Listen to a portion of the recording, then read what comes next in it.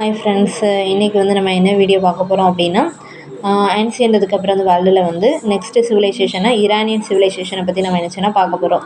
இந்த ஈரானியன் சிவிலைசேஷனை பற்றி பார்க்கணும் அப்படின்னா, கிமு அதுக்கப்புறம் 6ஆம் நூற்றாண்டில் வந்து ஈரானில் வந்து ஒரு சக்தி வாய்ந்த பேரரசு வந்து எழுதுனா உருவாகுது. அதனோட அந்த பேர் என்ன, அந்த பேரரசோட பேர் என்ன அப்படின்னா அச்சமெனிட் பேரரசு அப்படின்னு சொல்லி பார்க்குறோம். இந்த பேரரசு நிறுவியது யார் அப்படின்னா சைரஸ் அப்படின்னு சொல்லி பார்க்குறோம்.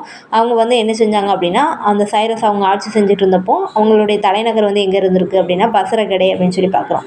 இவங்களோட ஆட்சியை தொடர்ந்து அடுத்து வந்து யார் ஆட்சிக்கு வரார் அப்படின்னா டேரியஸ் 1 முதலாம் டேரியஸ் அப்படிங்கிறவர் வந்து, அதாவது 522 பிசியிலேருந்து 486 பிசி அவர் வந்து என்ன செஞ்சார்னா ஆட்சிக்கு வராரு. அவர் ஆட்சி பொறுப்பேற்றதுக்கப்புறம் அவங்களோட எல்லைகள் அப்படிங்கிறது வந்து என்ன செய்யுது அப்படின்னா விரிவடையுது. எங்கெல்லாம் அப்படின்னு சொல்லி பார்த்தோம் அப்படின்னா ஈரான், அடுத்து Mesopotamia, Syria, Egypt, Asia minor and அதுக்கப்புறம் வந்து நார்த் வெஸ்டர்ன், அதுக்கப்புறம் இந்தியா.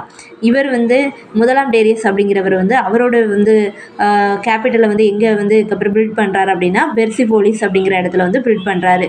இந்த முதலாம் டேரியஸும் அவரை தொடர்ந்து வந்து அவருடைய வாரிசுகளும் என்ன செய்கிறாங்க அப்படின்னா கிரேக்கர்களோடு என்ன செய்கிறாங்க போரில் ஈடுபடுறாங்க. கடைசியில் கிரேக்கர்களால் அவங்க என்ன செய்கிறாங்க தோற்கடிக்கப்படுறாங்க. அலெக்சாண்டர், அதாவது 3ஆம் டேரியஸ் இருக்கார்ல, அவரோட ஆட்சியின் போது அலெக்சாண்டர் தான் இந்த பேரரசினுடைய இறுதி அடியாக என்ன செஞ்சுருக்கிறாரு இருந்திருக்கிறாரு. அடுத்து கிபி 3ஆம் நூற்றாண்டில் வந்து மறுபடியும் ஈரானில் என்ன செய்யுது அப்படின்னா ஒரு சக்தி வாய்ந்த பேரரசு உருவாகுது. அந்த பேரரசுக்கு என்ன அப்படின்னா சச்சனிட் பேரரசு அப்படின்னு சொல்லுவாங்க. ஸோ கிபி 220 6 அர்தசிர் அப்படிங்கிறவரால் நிறுவப்பட்ட இந்த பேரரசு வந்து கிபி 7ஆம் நூற்றாண்டினோட நடுப்பகுதியில் என்ன செஞ்சிருக்கு, ஈரானில் அப்போ வரைக்கும் ஆதிக்கம் செலுத்திக்கிட்டு இதுக்கப்புறம் இருந்திருக்காங்க. இஸ்லாமாபாத்தினுடைய எழுச்சிக்கு பிறகு வலுவான சக்தியாக உருவெடுத்த இந்த அரபியர்கள் வந்து கிபி 651 வந்து என்ன செஞ்சுருக்காங்கன்னா இந்த ஈரானை கைப்பற்றியிருக்கிறாங்க. ஸோ பேரரசு முழுவதும் அவங்க வந்து சின்ன பெரிய அளவில் பணம், தங்கம் மற்றும் வெள்ளி நாணயங்களை அறிமுகப்படுத்துறது இது யார் அப்படின்னா அந்த அச்சமெனிட் பேரரசு தான் என்ன அறிமுகப்படுத்தி இருக்கிறேன். அதே மாதிரி பண்டைய காலம் அதுக்கப்புறம் ஈரான் எடுத்துக்கிட்டோம் அப்படின்னா அவங்க வந்து புகழ்பெற்ற என்ன செஞ்சுருக்காங்க மாலுமிகள், அதுக்கப்புறம் வந்து ஆய்வாளர்களெல்லாம் என்ன செஞ்சுருக்காங்க உருவாக்கியிருக்காங்க. அதில் ஒருத்தங்க தான் யார் அப்படின்னா இந்த ஸ்கைலாக்ஸ் அப்படிங்கிறவர் பார்க்குறோம். ஸோ அவர் வந்து யார் அப்படின்னா டேரியஸோடைய கட்டளைக்கு இணங்க அவர் வந்து என்ன செஞ்சார் அப்படின்னா சிந்து வாயுவிலேருந்து எகிப்துக்கு வந்து என்ன சொன்னால் பயணம் வந்ததுக்கப்புறம் மேற்கொண்டிருக்கார் அப்படின்னு பார்க்குறோம். ஸோ அதுக்கப்புறம் வந்து இந்த பழைய ஈரானில் அவங்களுடைய முக்கிய மதம் அப்படின்னு இருந்தது என்ன அப்படின்னா ஜொராஸ்ட்ரியனிசம் அப்படின்னு சொல்லி அதுக்கப்புறம் பார்க்குறோம்.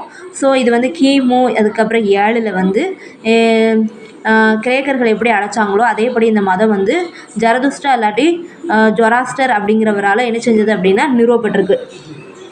ஜரதுஷ்டா இல்லாட்டி ஜொராஸ்டர் அப்படிங்கிறவரால் என்ன செஞ்சதுன்னா இது வந்து நிறுவப்படுது. இந்த ஜரதுஷ்டாவினுடைய கருத்துக்கள் வந்து பார்சிகளினுடைய புனித நூலான சென்ட் அவஸ்டாவில் வந்து என்ன செய்யணும் அதுக்கப்புறம் இருக்குது. இந்த ஜரதுஷ்டா வந்து என்ன சொன்னார் அப்படின்னா உலகம் அப்படிங்கிறது நல்லதையும் தீமையும் கொண்டது தான் உள்ளடக்கியது அப்படின்னு சொல்லியிருக்கிறாரு.